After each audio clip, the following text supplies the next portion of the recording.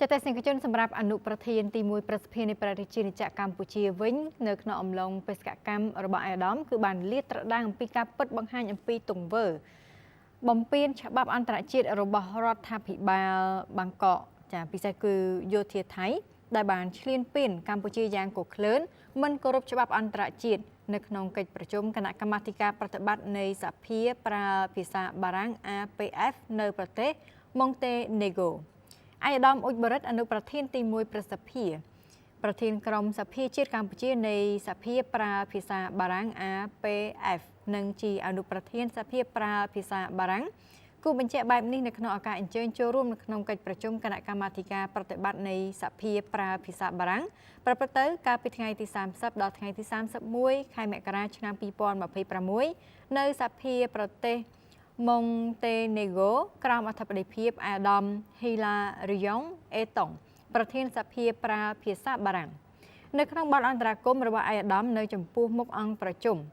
នៅក្នុងរបៀបវិរៈដែលស្ដីអំពីការពិនិត្យវិច័យទៅលើស្ថានភាពនយោបាយដ៏ស្មុគស្មាញនៅក្នុងតំបន់ប្រើប្រាស់ភាសាបារាំងអាយដាមអ៊ុចបរិតបានគូបញ្ជាក់ពីសភាពការវិវត្តនៃចន្លោះព្រំដែនកម្ពុជាថៃដែលមានខ្លឹមសារសង្ខេបសំខាន់ដូចតទៅនេះស្ថានភាពនៅតាមបណ្ដោយព្រំដែនរវាងព្រះរាជាណាចក្រកម្ពុជានិងថៃបានធ្លាក់ចុះដុនដាបយ៉ាងខ្លាំងការវិវត្តនេះកាន់តែគួរឲ្យព្រួយបារម្ភដោយសារតែគោលការណ៍និងលិខិតទុប្បករអន្តរជាតិដែលមានស្រាប់បង្កើតឡើងក្នុងគោលបំណងបង្ការការរីករាលដាលនៃជម្លោះមិនត្រូវបានគោរពឲ្យបានពេញលេញឬអនុវត្តឲ្យមានប្រសិទ្ធភាពក្នុងកម្រិតតំបន់និងអន្តរជាតិធម្មនុញ្ញអាស៊ាននិងធម្មនុញ្ញនៃអង្គការសហប្រជាជាតិបានចែងយ៉ាងច្បាស់អំពីការដោះស្រាយវិវាទដោយសន្តិវិធីនិងការគោរពអធិបតេយ្យភាពក្នុងកម្រិតទ្វេភាគីសន្ធិសញ្ញានៃឆ្នាំ1904អនុសញ្ញាឆ្នាំ1907ព្រមទាំងផែនទីឧបសម្ព័ន្ធភ្ជាប់ជាមួយនឹងឯកសារទាំងអស់នេះបង្កើតឡើងជាបណ្ដុំឧបករណ៍គតិយុត្តដែលមានអានុភាពខាងច្បាប់បង្ខំឲ្យអនុវត្តដែលត្រូវបានទទួលស្គាល់ទាំងក្នុងកម្រិតទ្វេភាគីនិងកម្រិតអន្តរជាតិហើយដែលបានកំណត់យ៉ាងច្បាស់អំពីការកំណត់ព្រំដែនរវាងប្រទេសទាំងពីរលើពីនេះយន្តការរួមត្រូវបានបង្កើតឡើងដើម្បីគ្រប់គ្រងភាពតានតឹងនៅលើទីតាំងផ្ទាល់រួមមានគណៈកម្មាធិការព្រំដែនទូទៅ GBC ដែលផ្ដោតទៅលើការសម្របសម្រួលនិងបង្ការឧបទ្ទវហេតុនានានិងគណៈកម្មការចម្រុះព្រំដែន JBC ទទួលបន្ទុកទិដ្ឋភាពបច្ចេកទេសនៃការបោះបង្គោលព្រំដែនជាមួយគ្នានេះក៏មានអនុស្សរណៈនៃការយោគយល់គ្នាដែលត្រូវបានចុះហត្ថលេខារវាងប្រទេសទាំងពីរដែលមានបញ្ជាក់ពីនីតិវិធីនៃកិច្ចសហប្រតិបត្តិការពីគ្រោះយោបល់និងការគ្រប់គ្រងស្ថានភាពរសើបនៅតំបន់ព្រំដែនទោះបីជាមានយន្តការទាំងអស់នេះក៏ដោយក៏ឧបទ្ទវហេតុនានានៅតែបន្តកើតឡើងជាញឹកញាប់ហើយហានិភ័យនៃការរីករាលដាលជម្លោះនៅតែមានកម្រិតខ្ពស់មូលហេតុគឺដោយសារតែការមិនគោរពរបស់ភាគីថៃចំពោះឯកសារគតិយុត្តដែលបានរៀបរាប់ព្រមទាំងការព្យាយាមជាឯកតោភាគីក្នុងការផ្លាស់ប្ដូរស្ថានភាពដើមនៃដែនដីដោយផ្អែកទៅលើទីតាំងដែលរៀបចំឡើងជាឯកតោភាគីដោយភាគីថៃដែលគ្មានមូលដ្ឋានច្បាប់ព្រមព្រៀងគ្នាដោយឬក៏ការទទួលស្គាល់ជាអន្តរជាតិនោះឡើយការងាកចេញពីក្របខ័ណ្ឌនេះបានឈានទៅដល់កម្រិតគ្រោះថ្នាក់បំផុតនៅក្នុងអំឡុងពេលនៃប្រតិបត្តិការយោធាដែលបានប្រព្រឹត្តទៅចាប់ពីថ្ងៃទី7ដល់ថ្ងៃទី27ខែធ្នូឆ្នាំ2025ហើយកាន់តែធ្ងន់ធ្ងរថែមទៀតបន្ទាប់ពីចូលជាធរមាននៃបទឈប់បាញ់ដែលត្រូវបានអនុម័តនៅក្នុងកិច្ចប្រជុំវិសាមញ្ញនៃគណៈកម្មាធិការព្រំដែនទូទៅ GBC កាលពីថ្ងៃទី27ខែធ្នូឆ្នាំ2025ដោយមិនគោរពតាមកិច្ចព្រមព្រៀងនេះកងទ័ពថៃបានបន្តលុកលុយចូលក្នុងទឹកដីកម្ពុជារហូតដល់សាងសង់ឧបសគ្គផ្សេងៗដែលរួមមានខ្សែលក់បន្លានិងទូកកុងតឺន័ររារាំងការចូលទៅកាន់លំនៅឋានរបស់ប្រជាពលរដ្ឋស៊ីវិលនិងធ្វើឲ្យការជន្លៀសប្រជាជនជាច្រើននៅតែបន្តអូសបន្លាយអ្វីដែលកាន់តែធ្ងន់ធ្ងរជាងនេះគឺអំពើអស់ទាំងនេះបានភ្ជាប់មកជាមួយនឹងវត្តមាននិងការគ្រប់គ្រងត្រួតត្រាជាបន្តបន្ទាប់នៅតំបន់មួយចំនួនដែលស្ថិតនៅយ៉ាងច្បាស់ក្នុងទឹកដីកម្ពុជាដែលនេះបង្កើតឲ្យមានជាការកាន់កាប់ដោយខុសច្បាប់ព្រមទាំងសកម្មភាពបំផ្លិចបំផ្លាញលំនៅឋាននិងហេដ្ឋារចនាសម្ព័ន្ធស៊ីវិលអាយដាមបានបន្ថែមទៀតថាលើសពីសោកនាដកម្មមនុស្សជាតិព្រលឹងវប្បធម៌កម្ពុជាក៏ទទួលរងផលប៉ះពាល់ដែរប្រទេសជាតិយើងគឺមានការឈឺចាប់យ៉ាងខ្លាំងចំពោះការបំផ្លិចបំផ្លាញដល់ទីតាំងនិងរូបសំណាកបេតិកភណ្ឌនានា រូបសំណាកព្រះវិស្ណុនិងទីតាំងបុរាណជាច្រើនរួមទាំងប្រាសាទព្រះវិហារដែលជានិមិត្តរូបសកលនៃសន្តិភាពនិងទេពកោសល្យរបស់មនុស្សជាតិត្រូវបានចុះក្នុងបញ្ជីបេតិកភណ្ឌពិភពលោកនៃអង្គការ UNESCO ត្រូវបានរងការប៉ះពាល់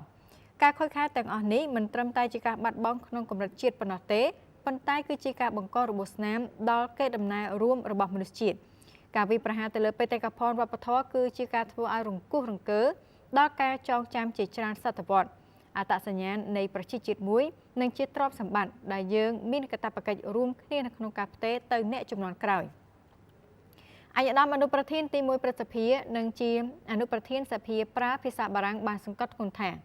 សកម្មភាពបែបនេះគឺជាទង្វើផ្ទុយទៅនឹងគោលការណ៍មូលដ្ឋានដែលមានចែងក្នុងធម្មនុញ្ញអង្គការសហប្រជាជាតិពិសេសគោលការណ៍សមភាពអធិបតេយ្យរបស់រដ្ឋទាំងអស់ការគោរពបូរណភាពទឹកដីនិងការមិនប្រើប្រាស់ឬគំរាមកំហែងដោយកម្លាំងហេតុដូច្នេះសំណួរដ៏សំខាន់មួយត្រូវបានចោទសួរឡើងថាតើយើងកំពុងមើលឃើញនៃការកើតឡើងនៅអ្វីដែលហៅថាសន្តិភាពថ្មីដែលច្បាប់កំណត់ដោយអ្នកខ្លាំងឬការកើតឡើងវិញនៃនយោបាយបង្ខំឲ្យទទួលយកស្ថានភាពដែលបានបង្កើតរួចដែលជាសំណល់ដ៏សោកសៅនៃបទបញ្ជាដែលផ្អែកទៅលើការបង្ខិតបង្ខំជាជាងផ្អែកទៅលើច្បាប់ជាមួយគ្នានេះដែរអាយដាមក៏បានអំពាវនាវចំពោះសភាប្រើភាសាបារាំងតាមរយៈការទូតសភាចូលរួមចំណែកដល់ការថែរក្សាសន្តិភាពនិងស្ថិរភាពក្នុងតំបន់និងបានអះអាងថាព្រះរាជាណាចក្រកម្ពុជាសូមបញ្ជាក់សារជាថ្មីនៅចំពោះមុខសភាប្រើភាសាបារាំងនៅគោលការណ៍គ្រឹះមិនប្រើកម្លាំងទ័ពការគោរពអធិបតេយ្យនិងបូរណភាពទឹកដីនៃរដ្ឋនានាជំរុញឲ្យមានការគោរពបទច្បាញ់ក៏ដូចជាការលើកកម្ពស់ការប្រើប្រាស់នូវយន្តការដែលមានស្រាប់ប្រកបដោយសន្តិវិធីនិងការសន្ទនានៅក្នុងស្មារតីទទួលខុសត្រូវភាពអត់ធ្មត់និងកិច្ចសហប្រតិបត្តិការជាលទ្ធផលអង្គប្រជុំបានស្វាគមន៍និងបង្ហាញនៅសាមគ្គីភាពចំពោះបទអន្តរាគមន៍របស់អាយដាមអនុប្រធានទី1ព្រឹទ្ធសភានិងបានសម្រេចបញ្ជូនរបាយការណ៍ស្តីពីអរិភាពរវាងកម្ពុជានិងថៃនៅក្នុងរបាយការណ៍គណៈកម្មការនយោបាយនៃសភាប្រើភាសាបារាំង APF ដែលត្រូវបានផ្សព្វផ្សាយនៅលើគេហទំព័ររបស់ APF ចុះផ្សាយនៅថ្ងៃទី31ខែមករាឆ្នាំ2026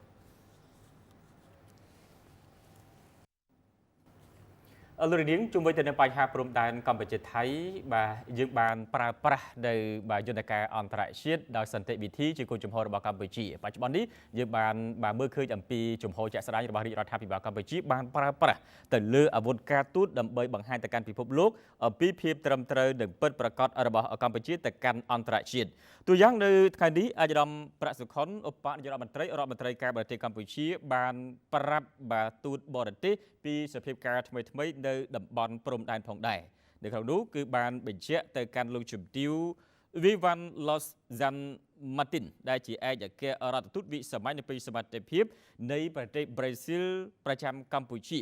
នៅក្នុងជំនុំនេះឃើញថាអាយដាមឧបនាយករដ្ឋមន្ត្រីបានស្វាគមន៍យ៉ាងកក់ក្ដៅនិងអបអរសាទរចំពោះលោកជំទាវដែលត្រូវបានតែងតាំងជាឯកអគ្គរដ្ឋទូតដំបូងរបស់ប្រេស៊ីលប្រចាំកម្ពុជា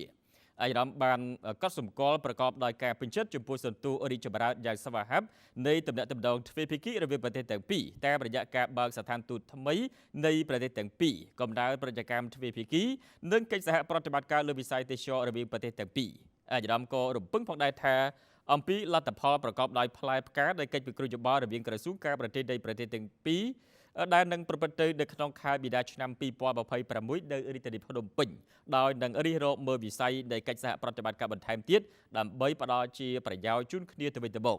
លោកជំទាវឯកអគ្គរដ្ឋទូតបានស្វាគមន៍ចំពោះដំណើរវិវត្តដល់វិជ្ជមាននៃទំនាក់ទំនងទ្វេភាគីរវាងប្រទេសទាំងពីរនិងបានបញ្ជាក់ជាថ្មីដោយការបដិញ្ញាចិត្តរបស់ប្រេស៊ីលក្នុងការពង្រឹងកិច្ចសហប្រតិបត្តិការបន្ថែមទៀតនៅក្នុងវិស័យដែលជាផលប្រយោជន៍រួមនៃប្រទេសទាំងពីររួមមានវិស័យពាណិជ្ជកម្មវិនិយោគអប់រំទេសចរបរិស្ថាននិងកសិកម្មជាដើមពីគេទាំងពីរក៏បានផ្លាស់ប្ដូរទស្សនៈលើការធ្វើឲ្យកាន់តែស៊ីជម្រៅនៅចំណងមិត្តភាពកម្ពុជាប្រេស៊ីលបន្ថែមទៀតហើយក៏បានបញ្ជាក់ជាថ្មីនៃការបដិញ្ញាចិត្តក្នុងការបន្តគាំទ្រគ្នាទៅវិញទៅមកទាំងក្នុងក្របខ័ណ្ឌទ្វេភាគីនិងពហុភាគីបំណងរួមគ្នាលើកកម្ពស់នៅវិបុលភាពនិងការអភិវឌ្ឍសម្រាប់ប្រជាជននៃប្រទេសទាំងពីរអាយដាមប្រមុខការទូតកម្ពុជាក៏បានជម្រាបជូនលោកជំទាវឯកអគ្គរដ្ឋទូតអំពីការវិវត្តថ្មីពាក់ព័ន្ធទៅនឹងបញ្ហាព្រំដែនរវាងកម្ពុជាថៃនិងបានវិតម្លៃខ្ពស់ចំពោះការគ្រប់គ្រងនិងលើកទឹកចិត្តរបស់ប្រេស៊ីលលើដំណើរការនៃបទច្បាញ់និងសន្តិភាព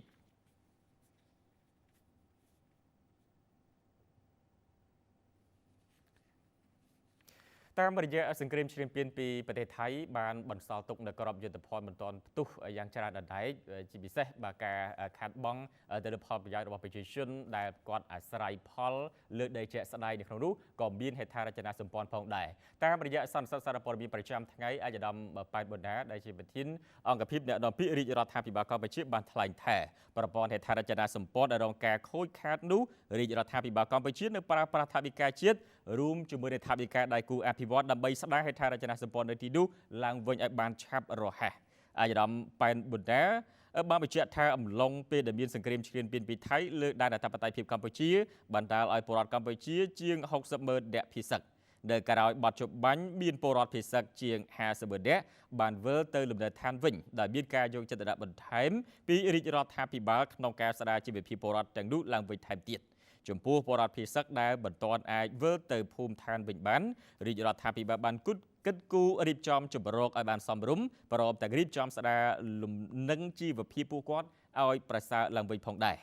អាយរដ្ឋបានបន្ថែមទៀតថាចំពោះហេដ្ឋារចនាសម្ព័ន្ធដែលមានដូចជាសាលារៀនមន្ទីរពេទ្យផ្លូវស្ពានជាដើមដែលរងការខូចខាតដោយសារតែការបាញ់ប្រហាររបស់យោធាថៃនោះរាជរដ្ឋាភិបាលនឹងប្រើប្រាស់ថវិកាជាតិរួមទាំងថវិកាដែលបានមកពីដៃគូអភិវឌ្ឍន៍នានាក្នុងការស្ដារឡើងវិញឲ្យបានឆាប់ដើម្បីពលរដ្ឋឆាប់បានប្រើប្រាស់ចំពោះបងប្អូនជនភៀសសឹកដែលមិនទាន់អាចវិលត្រឡប់ទៅលំនៅឋានវិញបានដោយស្ថានភាពមិនទាន់អំណោយផលចំពោះមុខនេះរាជរដ្ឋាភិបាលតាមរយៈក្រសួងសេដ្ឋកិច្ចនិងហិរញ្ញវត្ថុក្រសួងមហាផ្ទៃក្រសួងរៀបចំដែនដីនគររូបនីយកម្មនិងសំណង់រដ្ឋបាលខេត្តអាជ្ញាធរជាតិគ្រប់គ្រងគ្រោះមហន្តរាយព្រមទាំងក្រសួងស្ថាប័នពាក់ព័ន្ធបាននឹងកំពុងគិតគូរពង្រឹងជំរកបណ្ដោះអាសន្នឬក្នុងករណីចាំបាច់អាចផ្លាស់ប្ដូរជំរកបណ្ដោះអាសន្នរបស់បងប្អូនទៅកាន់ទីតាំងដែលមានភាពប្រសើរជាងបច្ចុប្បន្នរាជរដ្ឋាភិបាលកំពុងពិនិត្យផ្ដល់ដំណោះស្រាយសមស្របទៅតាមស្ថានភាពជាក់ស្ដែងដើម្បីជួយបងប្អូនឲ្យមានលំនឹងជីវភាពប្រចាំថ្ងៃក្នុងអំឡុងពេលដ៏លំបាកនេះរហូតដល់ពេលដែលបងប្អូនអាចវិលត្រឡប់ទៅលំនៅឋានវិញនាពេលខាងមុខពីព្រោះរាជរដ្ឋាភិបាលកំពុងតែដោះស្រាយបញ្ហាព្រំដែនជាមួយនឹងថៃដោយសន្តិវិធីដើម្បីការពារអធិបតេយ្យភាពជាតិបូរណភាពទឹកដីកម្ពុជា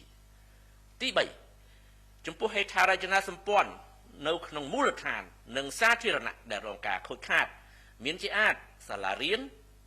មណ្ឌលសុខភាពមន្ទីរពេទ្យបង្អែកផ្សារផ្លូវស្ពានបណ្ដាញទឹកស្អាតអគ្គិសនីទូរគមនាគមន៍ក្រុមការងារចំពោះកិច្ចបាននឹងកំពុងវាយតម្លៃផលខូចខាតទាំងនេះដោយរាជរដ្ឋាភិបាលនឹងប្រើប្រាស់ធនធានទាំងថវិកាជាតិនិងថវិកាមកពីដៃគូអភិវឌ្ឍន៍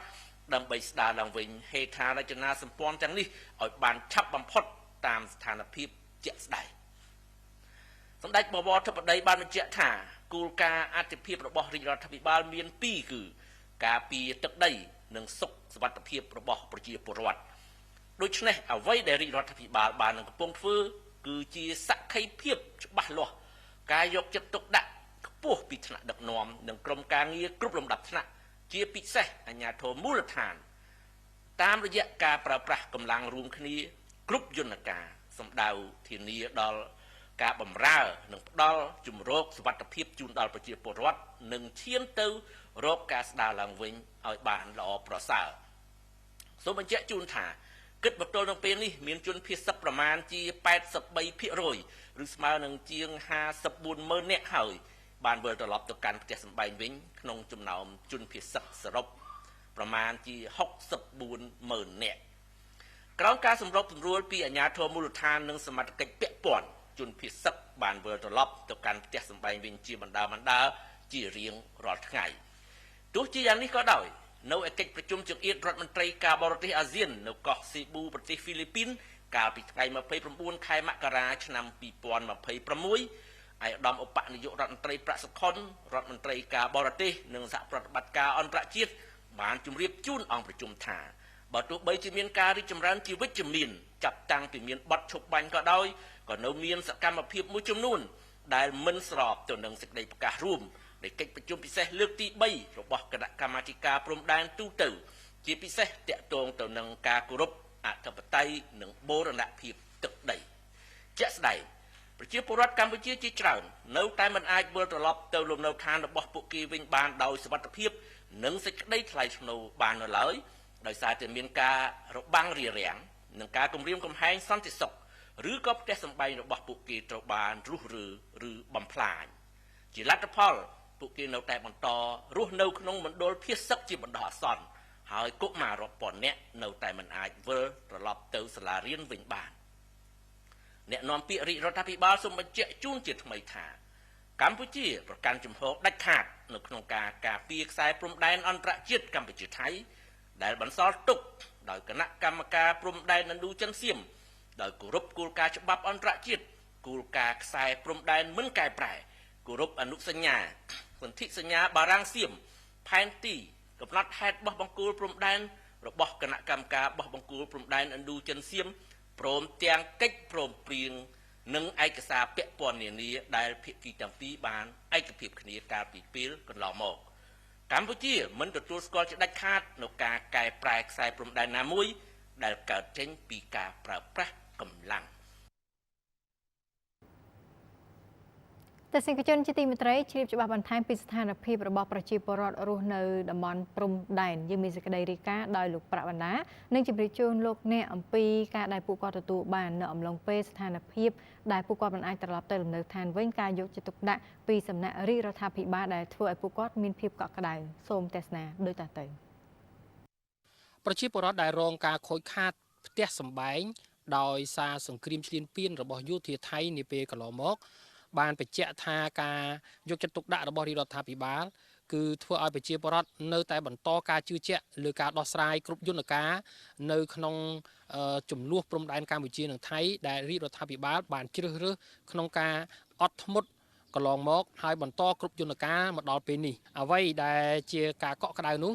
គឺភ្លាមអាជ្ញាធរបានជំនះប្រជាពលរដ្ឋទៅកាន់មណ្ឌលសុវត្ថិភាពនិងបន្តសាងសង់នៅជំរំបណ្ដោះអាសន្នជាបន្តបន្ទាប់ហើយប្រជាពលរដ្ឋដែលមានផលប៉ះពាល់ធ្ងន់ធ្ងរខូចខាតផ្ទះសម្បែងឬក៏មានការហុំព័ទ្ធដោយយោធាថៃនៅបាឡាលួសឬក៏ទូកុងតឺន័រជាដើមនោះត្រូវបានរាជរដ្ឋាភិបាលគិតគូរនៅក្នុងការរៀបចំជំរកបណ្ដោះអាសន្នក៏ដូចជាដីបណ្ដោះអាសន្នដើម្បីឲ្យប្រជាពលរដ្ឋអាចរស់នៅប្រកប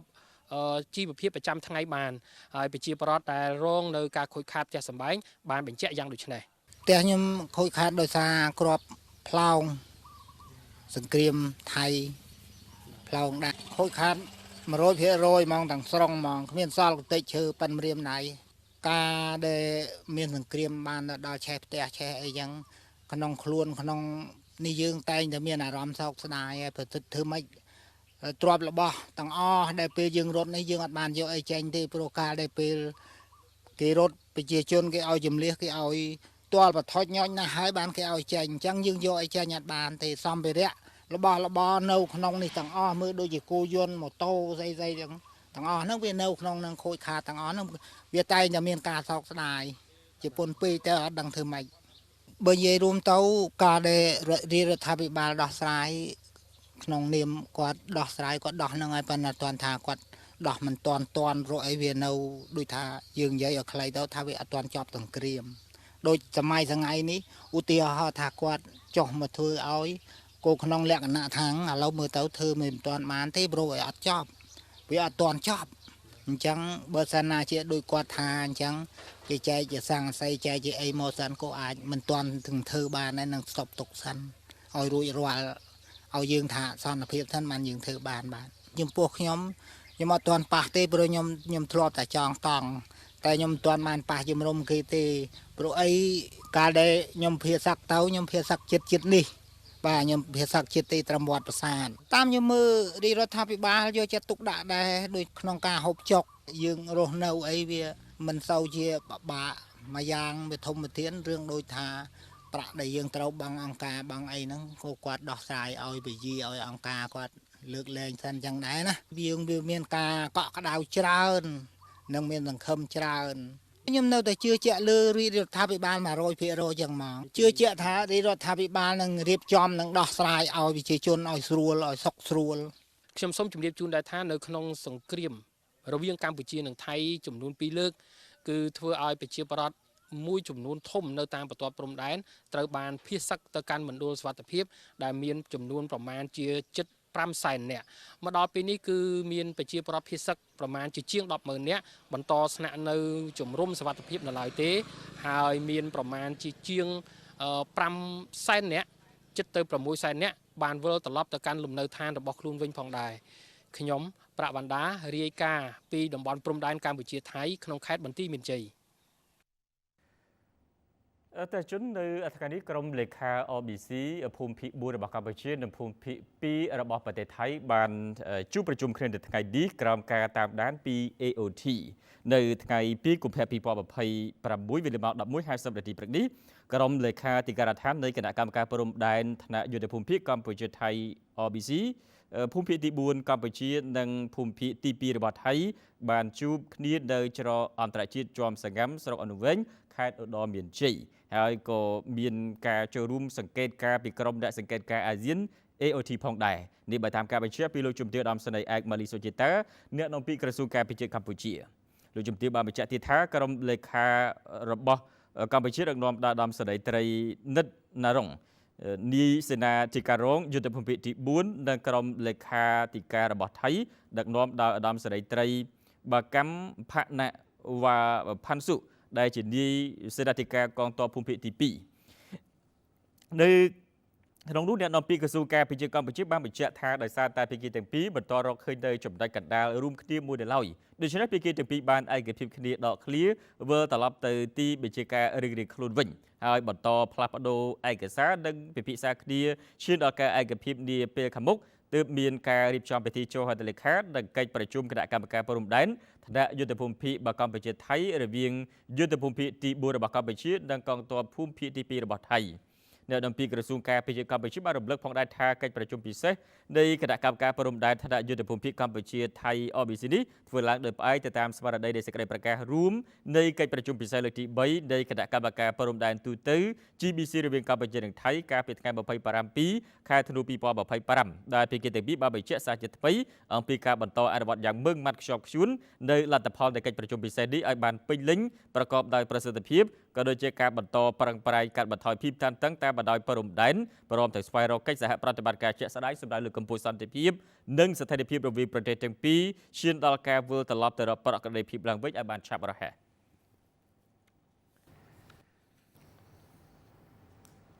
បងប្អូនប្រជាពលរដ្ឋនៅតែបន្តមានជំនឿជឿជាក់យ៉ាងខ្លាំងក្លាចំពោះការដឹកនាំរបស់ថ្នាក់ដឹកនាំកម្ពុជា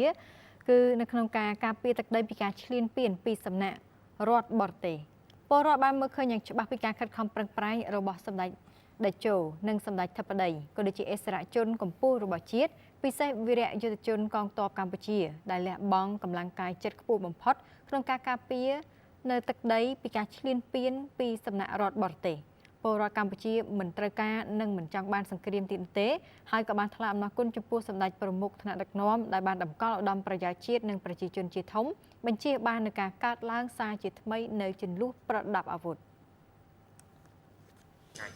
ក្នុងនាមខ្ញុំជាប្រជាពលរដ្ឋហ្នឹងខ្ញុំមានជំនឿចិត្តលើថ្នាក់ដឹកនាំរបស់រាជរដ្ឋាភិបាលយើងថាអាច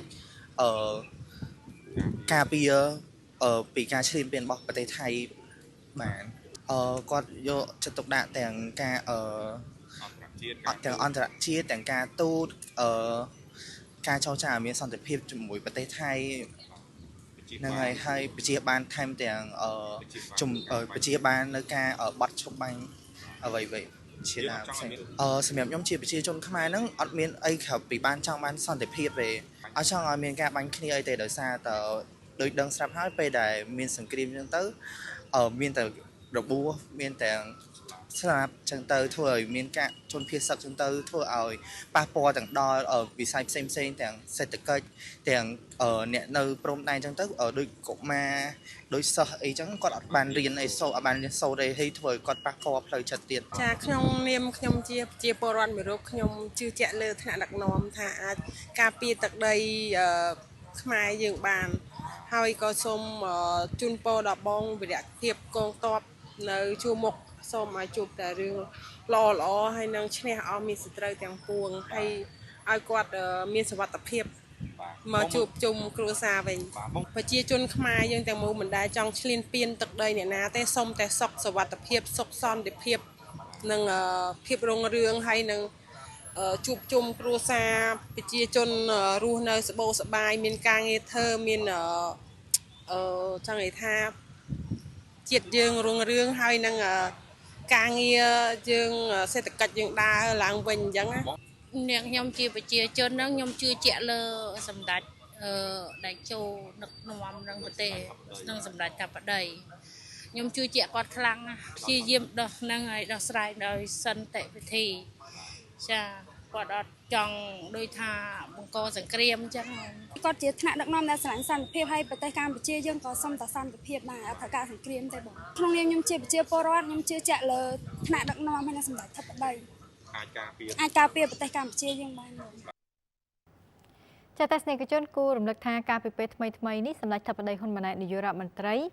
គ្រាដែលសម្ដេចបានអញ្ជើញសួរសុខទុក្ខបងប្អូនពលរដ្ឋភៀសក្នុងខេត្តព្រះវិហារសម្ដេចបានបន្តអំពាវនាវឲ្យពលរដ្ឋបន្តមានការរួបរวมសាមគ្គីគ្នាជាធ្លុងមួយជាកម្លាំងខ្មែរតែមួយពិសេសសម្ដេចសូមឲ្យបងប្អូនពលរដ្ឋទូទាំងប្រទេសមានទំនុកចិត្តនិងផ្ដល់ការជឿជាក់លើរាជរដ្ឋាភិបាលដើម្បីបន្តការពារមាតុភូមិពីការឈ្លានពានពីសំណាក់រដ្ឋបរទេសដទៃ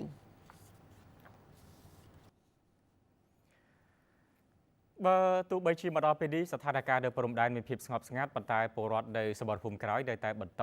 រួបរวมគ្នាជាកម្លាំងសាមគ្គីជាតិខ្មែរបរិច្ចាគបាយឈាមដើម្បីធ្វើយ៉ាងណាផ្ដល់ជូនជាការត្រៀមបំរុងទុកសម្រាប់ជួយដល់ពលរដ្ឋភៀសក៏ដូចជាប្រជាជនទូទៅរួមទាំងការត្រូវការបន្ទាន់សម្រាប់ខាងវីរៈកងទ័ពផងដែរការបរិច្ចាគឈាមនេះគឺធ្វើឡើងក្នុងគោលបំណងសំខាន់រួមមួយគឺបង្ហាញពីសាមគ្គីភាពបង្ហាញពីភាពស្ម័គ្រចិត្តរបស់ប្រជាពលរដ្ឋក៏ដូចជាសមាជិកសមាជិកានៃវេទិកាសន្តិភាពកម្ពុជាក្រោមប្រធានបទរួមគ្នាបរិច្ចាគឈាមដើម្បីសង្គ្រោះជីវិតត្រូវបានរៀបចំឡើងដោយមានការចូលរួមពីមជ្ឈមណ្ឌលជាតិផ្ដល់ឈាមក៏ដូចជាការចូលរួមពីក្រុមការងារគ្រូពេទ្យស្ម័គ្រចិត្តឯកឧត្តមហ៊ុនម៉ាណីលោកសួនសេរីរដ្ឋាប្រធានក្រុមប្រឹក្សាភិបាលនៃវេទិកាសន្តិភាពកម្ពុជាបានលើកឡើងថានេះគឺជាការចូលរួមរបស់បុគ្គលម្នាក់ៗដើម្បីជួយសង្គ្រោះជីវិតអ្នកដែលមានតម្រូវការឈាមជាចាំបាច់លោកបានលើកឡើងដែរថាការបរិច្ចាគឈាមនាពេលនេះក្រៅពីការបំពេញតម្រូវការសម្រាប់ប្រជាពលរដ្ឋទូទៅនេះក៏ជាការដែលផ្គត់ផ្គង់សម្រាប់តម្រូវការដល់កងទ័ពជួរមុខផងដែរហើយនេះក៏ជាការផ្សារភ្ជាប់រវាងកងទ័ពជួរមុខនិងប្រជាពលរដ្ឋនៅជួរក្រោយសម្រាប់អ្នកដែលបានចូលរួមបរិច្ចាគឈាមនាពេលនេះមានទាំងអ្នកដែលធ្លាប់បរិច្ចាគឈាមកន្លងទៅនិងមានទាំងអ្នកដែលបរិច្ចាគឈាមលើកដំបូងពួកគេម្នាក់បានបរិច្ចាគឈាមដោយស្ម័គ្រចិត្តបរិច្ចាគឈាមដោយស្នាមញញឹមនិងដោយជឿជាក់ថាឈាមរបស់ពួកគេនឹងអាចជួយសង្គ្រោះជីវិតមនុស្សដែលត្រូវការឈាមជាចាំបាច់ពួកគាត់សំណូមពរទៅដល់ប្រជាពលរដ្ឋដទៃចូលរួមបរិច្ចាគឈាមដោយស្ម័គ្រចិត្តឲ្យកាន់តែច្រើនគាត់បានណែនាំថាការបរិច្ចាគឈាមគឺបានជួយទៅដល់សង្គមជាតិជាច្រើនឈាមនេះជាឱសថដែលមិនអាចបង្កើតបានអញ្ចឹងការបរិច្ចាគឈាមខ្ញុំលើកទី2នេះគឺខ្ញុំសប្បាយចិត្តក្នុងការចូលរួមក្នុងសង្គមជាតិពួកខ្ញុំកើតមកលើសង្គមនេះគឺខ្ញុំត្រូវជួយសង្គមទៅវិញក្នុងបច្ចុប្បន្នពេលនេះគឺប្រទេសយើងកំពុងតែត្រូវការជំនួយជាច្រើនមិនថាជំនួយបែបណាទេហើយខ្ញុំក៏បានចូលរួមបរិច្ចាគឈាមនេះដើម្បីជួយដល់សង្គមជាតិ